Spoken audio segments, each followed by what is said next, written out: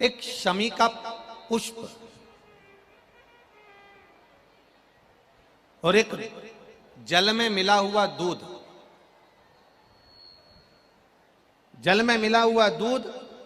और एक शमी का पुष्प। थोड़ा ध्यान देना कथा की ओर, बहुत भाव से श्रवण करिएगा। एक जल में मिला हुआ दूध और एक शमी का पुष्प, ये दोनों महामृत्युंजय के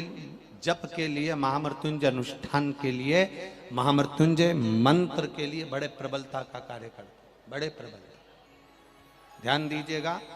जब आपको लगे कि आपके परिवार में अगर कोई दुखी है, किसी को बहुत कष्ट आ गया, कोई बहुत ज्यादा कर्जे में लदालूम हो गया और उसने विचार करा कि मैं तो मर जाऊं तो अच्छा है,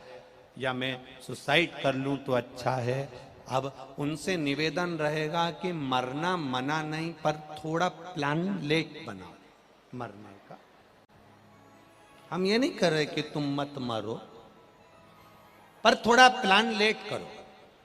आज मरने का विचार करा है तो थोड़ा सा 15 दिन रुक जाओ, फिर विचार करना 15 दिन बाद, 20 दिन बाद कि मरूं कि नहीं मरूं। पर एक कार्य जरूर कर कर देखना, रुद्राक्ष की माला से महामृत्युंजय मंत्र का जाप शंकर जी के मंदिर के सम्मुख में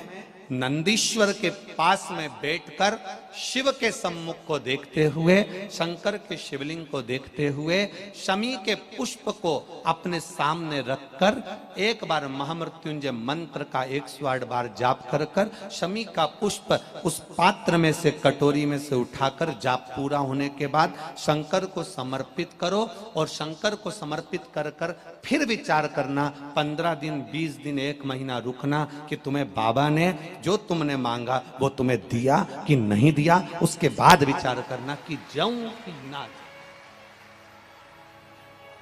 मरो मरो सब कोई कहे, मर के देखे कोई, मरो तो ऐसा मरो कि फिर संसार सागर में जन्म ना होई। बार बार मरोगे फिर जन्मोगे, फिर मरोगे फिर जन्मोगे, फिर मरोगे फिर जन्मोगे। ऐसा मरण और जन्म से पीछा कैसे छूट जाए, उसका क्रम धारण करना है। आ गया टेंशन, ऐसा कोई संसार में नहीं जन्मा जिसके मस्तक पर टेंशन नहीं आया, कोई चिंता नहीं आई, कोई चिंता सम्मुख में नहीं पहुंची, ऐसा कोई जन्मा ही नहीं।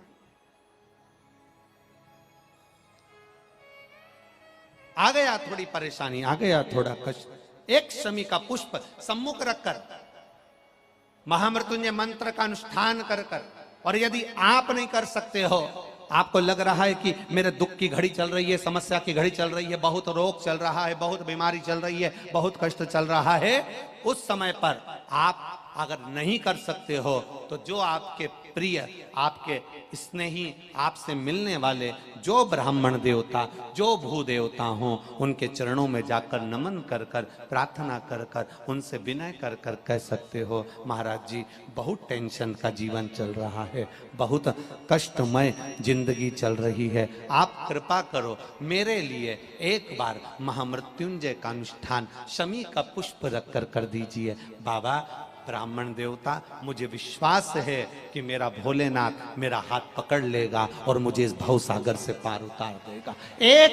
शमी के पुष्प में वो बल होता है, एक शमी के पुष्प में वो भाव होता है, एक शमी के पुष्प में वो आनंद होता है कि महामृत्युंजय के अनुष्ठान का, महामृत्युंजय मंत्र के बल का एक आनंद सुख हमें तुरंत प्रदान कर देगा, तुरंत देगा। जैसे बेलपत्री के मध्य भाग, थोड़ा ध्यान दीजिएगा, ये बेलपत्र है और इस बेलपत्र के 2 पत्ती और ये 3 पत्ती का जहां पर मिलन हुआ है, फिर अच्छे से देख लीजिए,